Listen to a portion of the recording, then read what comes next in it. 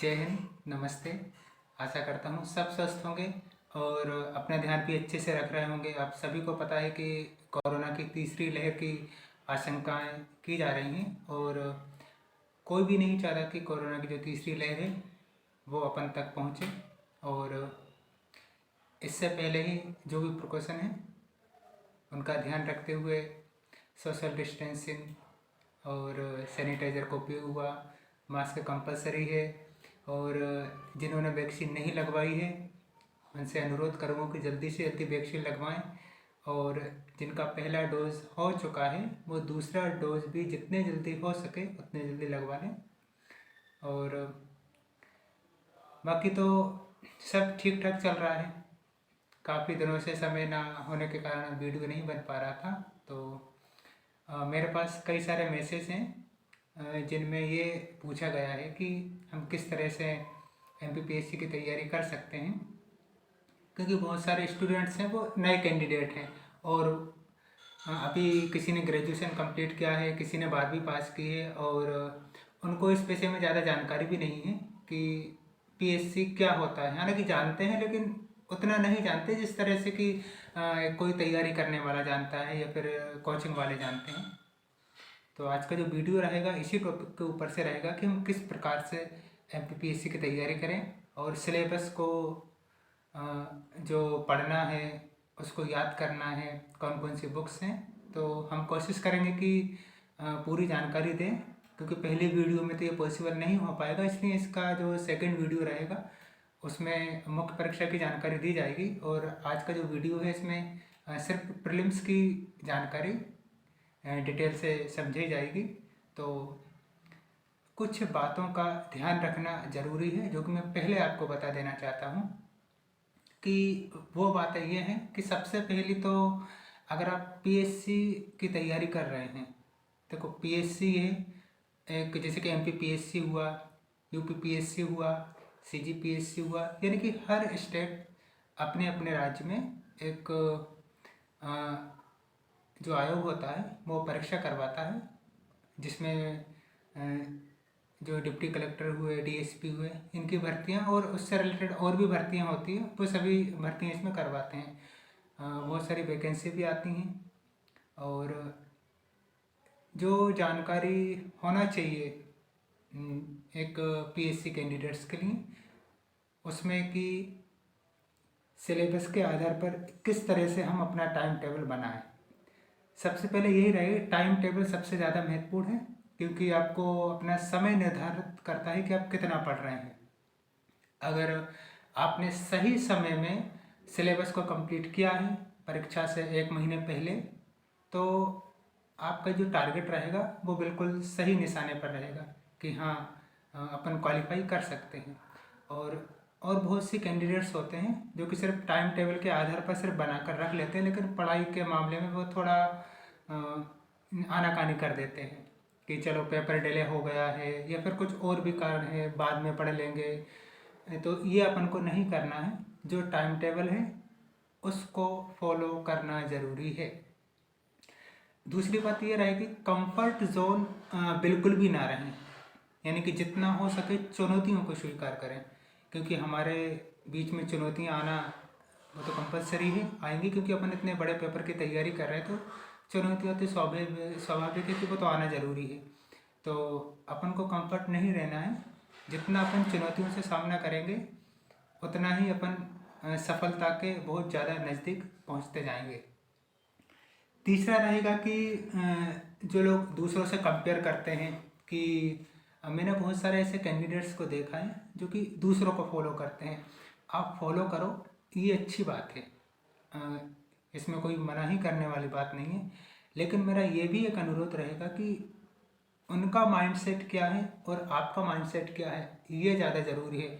अगर कोई 12 घंटे पढ़ रहा है तो ज़रूरी नहीं कि आप भी उसी तरह 12 घंटे पढ़ें। कोई सुबह 4 बजे उठकर पढ़ता है, कोई सुबह 7 बजे उठकर पढ़ता है, कोई 10 बजे से उठकर पढ़ता है, क्योंकि वो रात भर पढ़ते रहते हैं। तो इसलिए आपका टाइम टेबल है, आपके हिसाब से तय करें।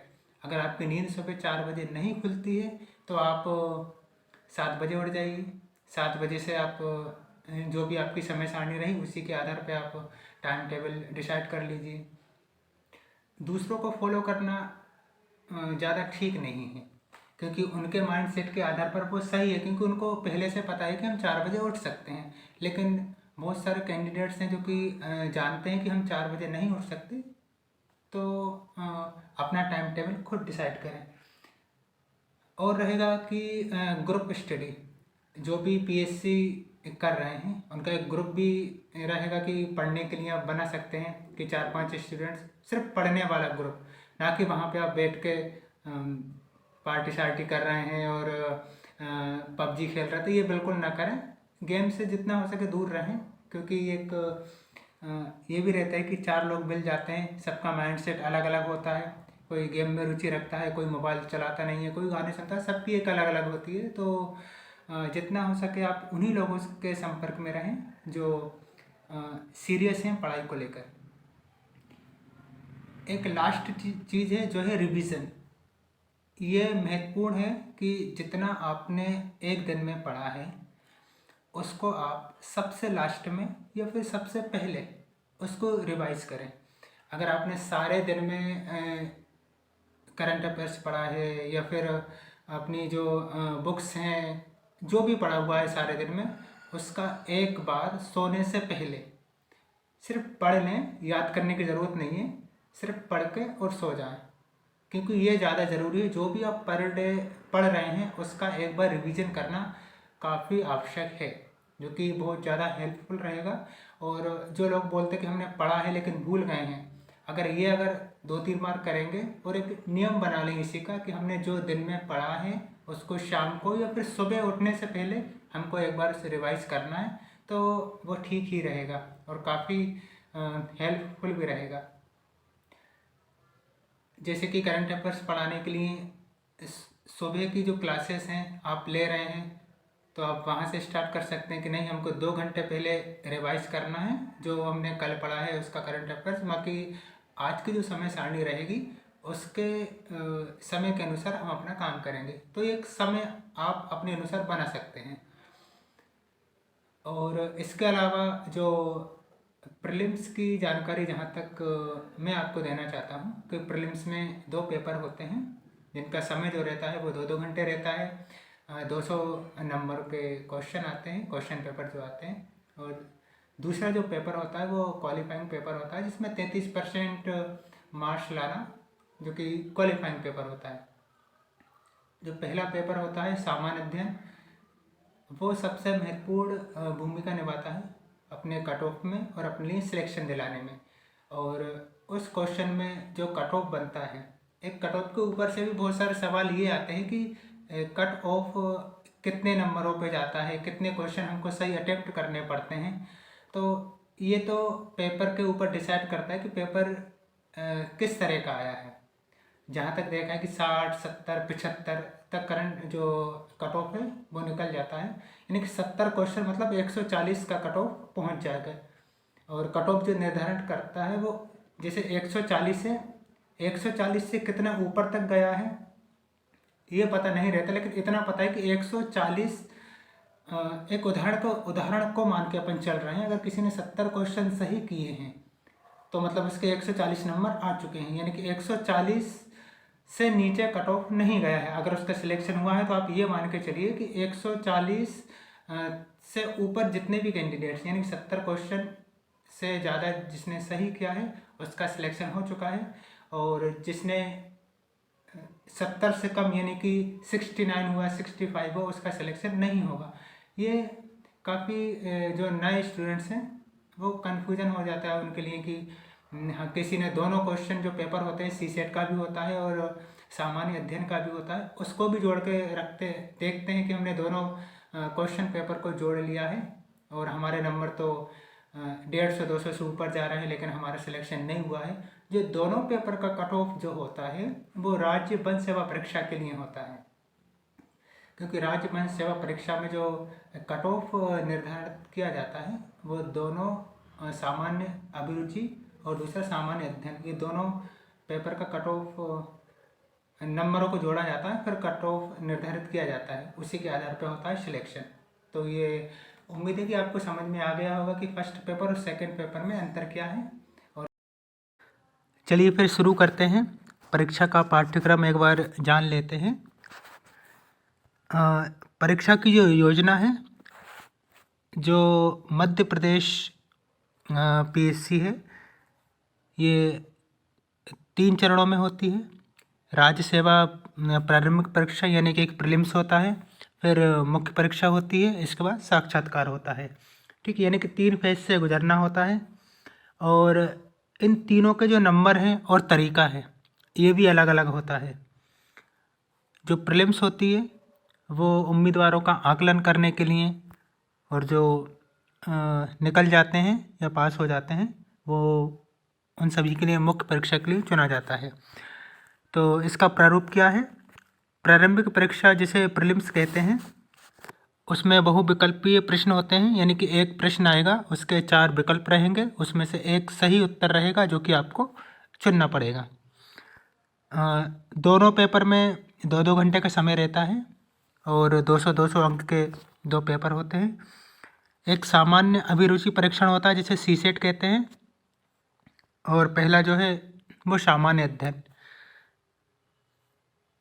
मुख्य बात ये भी है कि कई सारे लोगों का ये भी कहना था कि जो कट ऑफ बनता है वो कौन से पेपर से बनता है। तो ये भी हम बता देते हैं आपको कि कट ऑफ जो बनता है वो प्रथम प्रश्न पत्र से बनता है, जो सामान्य अध्ययन है उसी से कट ऑफ लिस्ट जारी की जाती है।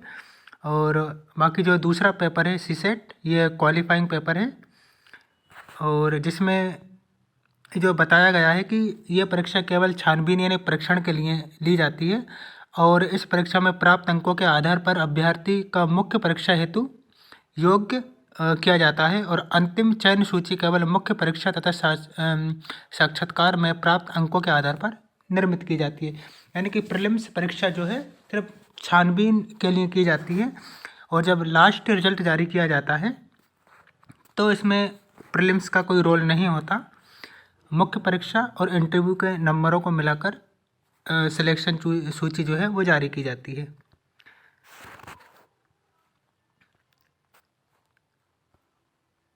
प्रारंभिक परीक्षा मुख्य जो देखा जाए तो सामान्यतः अध्ययन तथा सामान्य अभिरुचि परीक्षण के विस्तृत पाठ्यक्रम 2 में तथा विन्यस्त है। जैसे कि प्रत्येक प्रश्न पत्र हिंदी तथा अंग्रेजी में होगा, यानी कि एक साइड आपको हिंदी लिखा रहेगा, दूसरी साइड आपको अंग्रेजी में। जो भी आपको समझ में नहीं आता है तो आप उसको हिंदी का अंग्रेजी अनुवाद देख सकते हैं।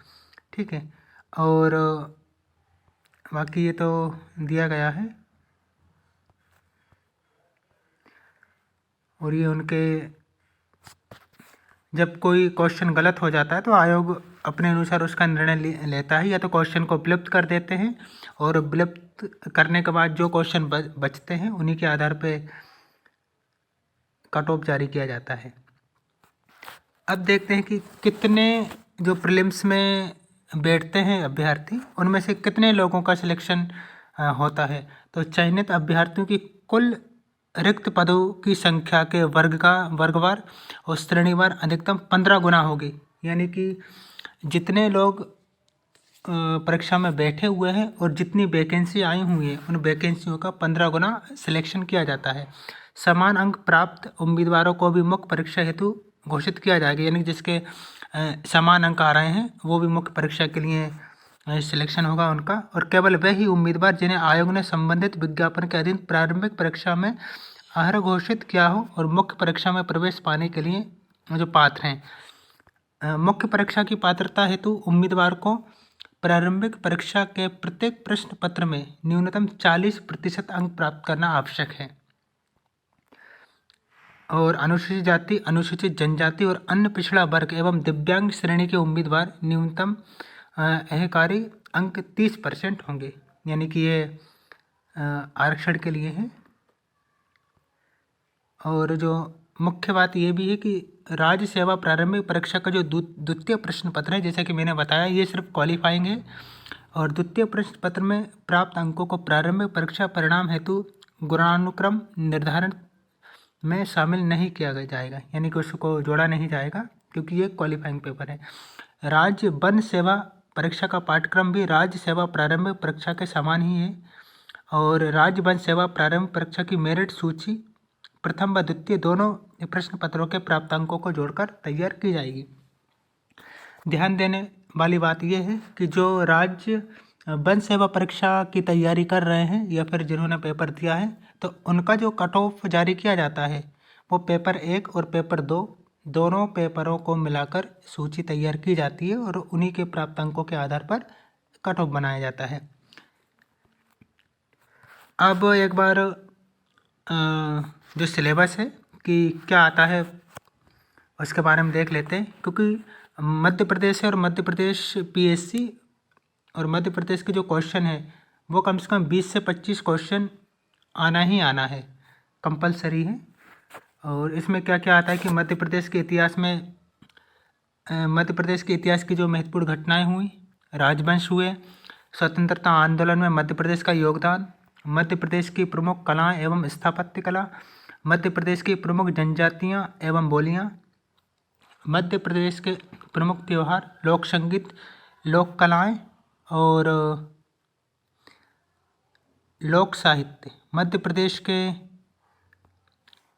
साहित्यकार एवं उनकी कृतियां, मध्य प्रदेश के प्रमुख धार्मिक एवं पर्यटन स्थल, मध्य प्रदेश के प्रमुख जनजातीय व्यक्तित्व। और भारत का इतिहास आता है तो भारत के इतिहास में प्राचीन एवं मध्यकालीन भारत के इतिहास की जो भी घटनाएं हैं वो घटनाएं आती हैं एवं उनकी प्रशासनिक, सामाजिक एवं आर्थिक व्यवस्थाएं। 19वीं एवं 20वीं शताब्दी में सामाजिक तथा धार्मिक सुधार आंदोलन जो हुए थे उनके क्वेश्चन पूछे जाते हैं। स्वतंत्रता संघर्ष एवं भारतीय राष्ट्रीय आंदोलन, यानी जो भी आंदोलन हुए हैं उन आंदोलनों से क्वेश्चन आते हैं। भारत और देखा जाए तो भारत स्वतंत्रता के पश्चात भारत का एकीकरण एवं पुनर्गठन, उससे क्वेश्चन। अब बताएं मध्य प्रदेश का भूगोल। भूगोल में क्या है? मध्य प्रदेश के वनोपज, वन्यजीव, पर्वत, नदियाँ, पर्वत श्रृंखलाएँ है ना, मध्य प्रदेश की जलवायु, मध्य प्रदेश के प्राकृतिक एवं खनिज संसाधन, मध्य प्रदेश में परिवहन, मध्य प्रदेश की प्रमुख सिंचाई एवं विद्युत योजनाएं भी आती हैं, मध्य प्रदेश में कृषि, पशुपालन एवं कृषि आधारित उद्योग। अब भारत एवं विश्व का भूगोल, ज़्यादातर क्वेश्चन भारत के भूगोल से ही होते हैं। तो इसमें क्या है, भौतिक भूगोल में भौतिक विशेषताएं आ जाती हैं, प्राकृतिक प्रदेश आ जाते हैं, खनिज संपदा, जल, कृषि, वन्यजीव, राष्ट्रीय उद्यान, अभ्यारण्य, सफारी, ये सब आ जाते हैं। और जनसंख्या संबंधी, जननांकीय, जनसंख्या वृद्धि, आयु, लिंगानुपात, साक्षरता दर, आर्थिक गतिविधियाँ, ये सब हैं। और आर्थिक भूगोल में प्राकृतिक एवं मानवीय संसाधन जैसे उद्योग, यातायात के साधन हुए। विश्व के महाद्वीप में देश, महानगर, नदियाँ, पर्वत और विश्व के प्राकृतिक संसाधन, परंपरागत एवं गैर परंपरागत स्रोत। अब देखें तो राज्य की संवैधानिक व्यवस्था में क्या आता है कि मध्य प्रदेश की संवैधानिक जो व्यवस्था है वो किस प्रकार से है। राज्यपाल, मंत्रिमंडल, विधानसभा, उच्च न्यायालय। और मध्य प्रदेश में त्रिस्तरीय पंचायती राज एवं नगरीय प्रशासन व्यवस्था, इसके क्वेश्चन आते हैं। राज्य की अर्थव्यवस्था है, अब जो मध्य प्रदेश राज्य की जो अर्थव्यवस्था है उसमें जैसे कि जननांकी एवं जनगणना, मध्य प्रदेश का आर्थिक विकास, मध्य प्रदेश के प्रमुख उद्योग, मध्य प्रदेश की जातियां, अनुसूचित जातियां एवं जनजातियां तथा राज्य की प्रमुख कल्याणकारी योजनाएं। अब है कि भारत का संविधान, शासन प्रणाली एवं अर्थव्यवस्था, ये भी एक महत्वपूर्ण टॉपिक है। मैं जो भारत का जो संविधान है उसमें भारतीय शासन अधिनियम 1919 एवं 1935, संविधान सभा, संघीय कार्यपालिका, राष्ट्रपति एवं संसद, नागरिकों के मौलिक अधिकार, कर्तव्य एवं राज्य के नीति निर्देशक तत्व संविधान और संवैधानिक संशोधन, सर्वोच्च न्यायालय एवं न्यायिक व्यवस्था, भारतीय अर्थव्यवस्था, औद्योगिक विकास और विदेशी व्यापार, आयात एवं निर्यात, वित्तीय संस्थान, रिजर्व बैंक हुआ, राष्ट्रीयकृत बैंक, सेबी, एनएसई, गैर बैंकिंग वित्तीय संस्थान, ये सब आ जाती है। विज्ञान एवं पर्यावरण, विज्ञान एवं पर्यावरण में जैसे विज्ञान के मौलिक सिद्धांत हुए, भारत के प्रमुख वैज्ञानिक संस्थान एवं उनकी उपाधियाँ और उपलब्धियाँ, उपग्रह एवं अंतरिक्ष प्रौद्योगिकी, पर्यावरण एवं जैव विविधता, पारिस्थितिकीय तंत्र, पोषण, आहार, पोषक तत्व हुए, मानव शरीर संरचना, ये विज्ञान में आ जाते हैं सब। कृषि उत्पादन, खाद्य प्रसंस्करण, स्वास्थ्य नीति एवं स्वास्थ्य कार्यक्रम, प्रदूषण, प्राकृतिक आपदा एवं प्रबंधन। अंतर्राष्ट्रीय घटनाएं में देखें तो अंतर्राष्ट्रीय में महत्वपूर्ण व्यक्तित्व एवं स्थान, जो भी वर्तमान में 1 साल के अंदर जो भी हुआ है ना, और महत्वपूर्ण घटना जो भी घटित हुई हैं। भारत एवं मध्य प्रदेश की प्रमुख खेल संस्थाएं, खेल प्रतियोगिताएं एवं पुरस्कार। सूचना एवं संचार प्रौद्योगिकी में इलेक्ट्रॉनिक सूचना एवं संचार प्रौद्योगिकी, रोबोटिक्स, आर्टिफिशियल इंटेलिजेंस एवं cyber security, e governance, internet तथा सोशल नेटवर्किंग साइट्स और ई कॉमर्स, ये हो गया। राष्ट्रीय एवं प्रादेशिक संविधिक संस्थाएं, तो इसमें भारतीय निर्वाचन आयोग हो जाएगा, राज्य निर्वाचन आयोग, संघ लोक सेवा आयोग, मध्य प्रदेश लोक सेवा आयोग, नियंत्रण एवं महालेखा परीक्षक, नीति आयोग, मानव अधिकार आयोग, महिला आयोग, बाल संरक्षण आयोग, अनुसूचित जाति एवं अनुसूचित जनजाति आयोग, पिछड़ा वर्ग आयोग, सूचना आयोग, सतर्कता आयोग और राष्ट्रीय हरित अधिकरण आयोग और खाद्य संरक्षण आयोग आदि, ये हो जाते हैं। और जो दूसरा प्रश्न पत्र है सामान्य अभिरुचि परीक्षण, जिसको सीसेट कहते हैं, उसमें बोधगम्यता हुआ है ना, संचार कौशल सहित अंतर व्यक्तित्व कौशल, ये हो जाते हैं। निर्णय लेना एवं समस्या समाधान, इसके क्वेश्चन भी आते हैं। सामान्य जो मानसिक योग्यता है ना, हिंदी में बोधगम्यता कौशल है ना, 10वीं कक्षा का स्तर, यानी कि एक एप्टीट्यूड टाइप के पूरे क्वेश्चन आते हैं। इसमें गणित का जो स्तर रहता है वो 10वीं तक के का अगर आप गणित करेंगे तो आराम से, जैसे चार्ट हुआ, ग्राफ तालिका हुई, आंकड़ों की पर्याप्तता आदि 10वीं स्तर का ही गणित पूछे जाते हैं। आप 1-2 बार रिवाइज कर लीजिए तो आराम से सीसेट में इतना कुछ ज़्यादा करना नहीं पड़ता है, आराम से हो जाता है। और महत्वपूर्ण बात ये भी है कि सिलेबस बहुत ज़्यादा मायने रखता है और सिलेबस को अधूरा कभी नहीं छोड़ना चाहिए। अगर आप पीएससी की तैयारी कर रहे हैं या फिर किसी भी कंपटीशन की एग्ज़ाम की तैयारी कर रहे हैं या करना चाहते हैं आगे, तो सबसे पहले आपको ये देखना है कि सिलेबस में क्या पूछा गया है और सिलेबस के अनुसार ही आप तैयारी करें, क्योंकि जितना सिलेबस में पूछा जाता है उसी के अनुसार पेपर तैयार होता है और यही पेपर में आता है।